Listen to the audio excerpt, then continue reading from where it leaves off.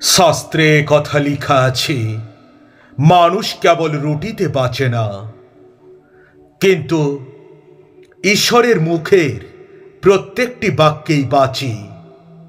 তোমরা তাদের বলতে শুনেছ, তোমার প্রতিবেশীকে ভালোবাসো, শত্রুকে ঘৃণা করো।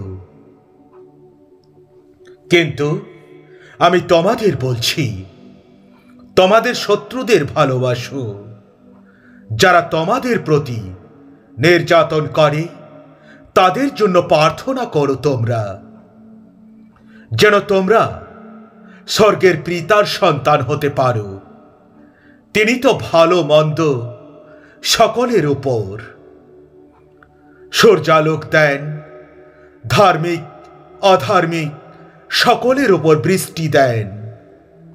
আমি এ কথা বলছি কারণ যারা তোমাদের ভালোবাসে, তোমরা যদি কেবল তাদেরই ভালোবাসো, তবে তোমরা কি পুরস্কার পাবে? কর আদায়কারীরাও কি তাই করে না? তোমরা যদি কেবল তোমাদের ভাইদের শুভেচ্ছা জানাও, তবে অন্যদের থেকে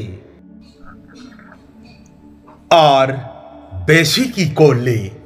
বিধর্মীরাও তো এমন করে থাকে। তাই তোমাদের স্বর্গের পিতা যেমন সিদ্ধ, তোমরাও তেমন সিদ্ধ হও। আমি এই পথ, আমি এই সত্য জীবন, পিতার কাছে যাবার আমি একমাত্র পথ। তোমার সমস্ত অন্তর ও তোমার সমস্ত প্রাণ ও মন দিয়ে তুমি তোমার প্রভু ঈশ্বরকে ভালোবাসবে।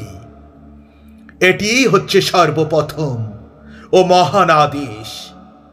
আর দ্বিতীয়টি হচ্ছে এরই অনুরূপ, তুমি নিজেকে যেমন ভালোবাসো, তেমনি তোমার প্রতিবেশীকেও তুমি ভালোবাসবে। তোমরা যদি আমায় ভালোবাসো, তবে তোমরা আমার সমস্ত আদেশ পালন করবে। অন্যের কাছ থেকে তুমি যেমন ব্যবহার পেতে চাও, তাদের সঙ্গেও তুমি তেমনই ব্যবহার করো। যারা তোমাদের ভালোবাসে, তোমরা যদি কেবল তাদেরই ভালোবাসো, তবে তাতে প্রশংসার কি আছে? কারণ পাপীরাও তো একই রকম করে। যারা তোমাদের উপর উপকার করে, তোমরা যদি কেবল তাদেরই উপকার করো, তাতে প্রশংসার কি আছে? পাপীরাও তো তাই করে। আমি এই সেই রুটি যা জীবন দান করে। যে কেউ আমার কাছে আসে, সে কখনো ক্ষুধার্ত হবে না, কখনো তার পিপাসা পাবে না। আমি তোমাদের বলছি, বেঁচে থাকার জন্য কি আহার করব বা কি পান করব, এ নিয়ে চিন্তা করো না। আর কি পরব, এ কথা ভেবে দেহের বিষয়েও চিন্তা করো না। খাদ্যের চেয়ে জীবন কি মূল্যবান নয়? অথবা পোশাকের চেয়ে দেহটা কি মূল্যবান নয়? আকাশের পাখিদের দিকে একবার তাকাও, দেখো তারা বীজ বোনে না বা ফসলও কাটে না, অথবা গলা ঘরে নিয়ে গিয়ে তা জমাও করে না। তোমাদের স্বর্গের পিতা ঈশ্বর তাদের আহার যোগান। তোমরা কি ওদের থেকে আরো মূল্যবান নও? তোমাদের মধ্যে কে ভাবনা চিন্তা করে নিজের আয়ু 1 ঘন্টা বাড়াতে পারে? পোশাকের বিষয়ে বা কেন এত চিন্তা করো? মাঠের লিলি ফুলগুলির দিকে চেয়ে দেখো, কিভাবে তারা ফুটে উঠেছে। তারা পরিশ্রম করে না, নিজেদের জন্য পোশাকও তৈরি করে না। এই জন্য আমি তোমাদের বলি, তোমরা যা কিছুর জন্য প্রার্থনা করো, যদি বিশ্বাস করো যে তোমরা তা পেয়েছ, তাহলে তোমাদের জন্য তা হবেই। আর তোমরা যখনই প্রার্থনা করতে দাঁড়াও, যদি কারো বিরুদ্ধে তোমাদের কোনো কথা থাকে, তাকে তোমরা ক্ষমা করো, যাতে তোমাদের স্বর্গের পিতাও তোমাদের সমস্ত পাপ ক্ষমা করেন।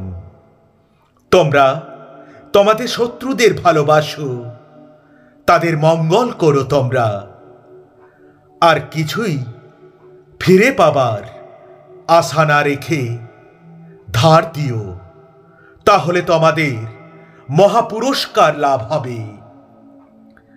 আর তোমরা হবে পরমেশ্বরের সন্তান, কারণ তিনি অকৃতজ্ঞ ও দুষ্টদের প্রতিও দয়া করেন। তোমাদের পিতা যেমন দয়ালু, তোমরাও তেমন দয়ালু হও। সুস্থ লোকদের জন্য চিকিৎসকের প্রয়োজন নেই, কিন্তু যারা অসুস্থ তাদের জন্য চিকিৎসকের দরকার আছে। আমি ধার্মিকদের নয়, কিন্তু মন্দ লোকদের ডাকতে এসেছি, যেন তারা পাপের পথ থেকে ফেরে। তোমরা শুনেছ এ কথা বলা হয়েছে, যৌন পাপ করো না তোমরা।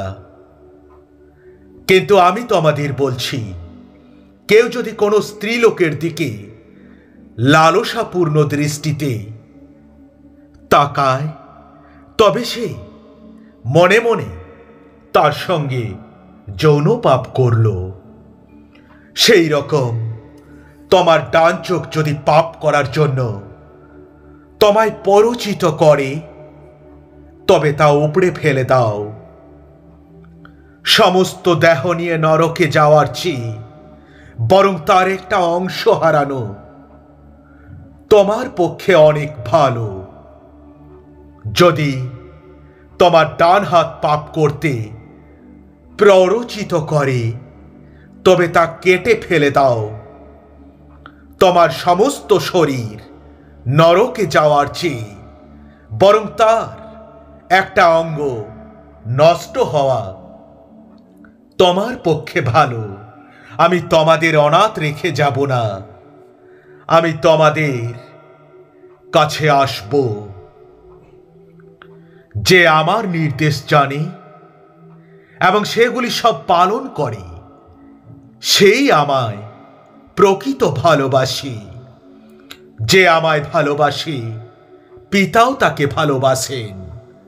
যে আমায় ভালোবাসে, পিতাও তাকে ভালোবাসেন, আর আমিও তাকে ভালোবাসি। আমি নিজেকে তার কাছে প্রকাশ করব। God bless you.